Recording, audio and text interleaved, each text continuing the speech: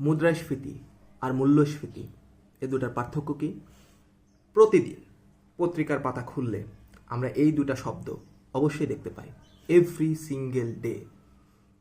কিন্তু আমরা কি এর সূক্ষ্ম পার্থক্যটা জানি? আমরা অনেকেই মনে করি দুটা সেম জিনিস, কিন্তু বাস্তবতা হচ্ছে দুটা সেম জিনিস না।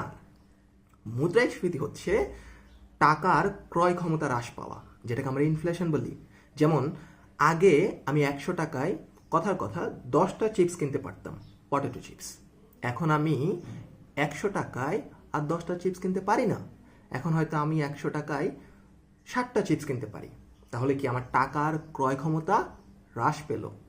আমরা যদি এটাকে ডলারের সাথে কম্বাইন করে বলি তখন বুঝতে আরও সুবিধা হয়। যেমন আগে $1 সমান 86 টাকা ছিল কথার কথা। আজ থেকে 3-4 বছর আগেও আমার $1 কিনতে হলে 86 থেকে 90 টাকা খরচ করতে হতো। আর এখন $1 কিনতে হলে আমার 122 থেকে 23 টাকা খরচ করতে হয়।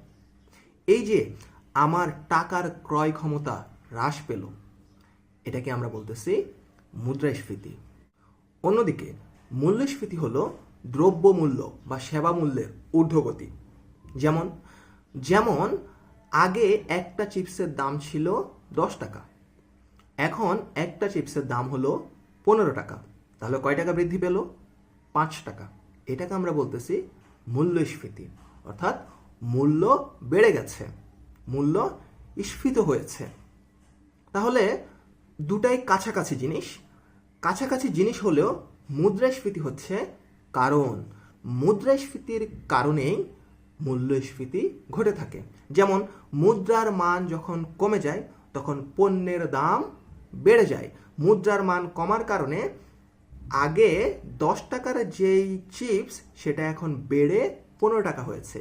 আগে 100 টাকায় 10টা চিপস কেনা গেলেও এখন 100 টাকায় 60টা চিপস কিনতে হয়, কারণ মুদ্রার মান কমেছে। আর মুদ্রার মান কমলে পণ্য বা সেবার মূল্য বাড়ে। এটাই হচ্ছে মুদ্রাস্ফীতি ও মূল্যস্ফীতির বেসিক পার্থক্য। আশা করি ক্লিয়ার হয়েছে।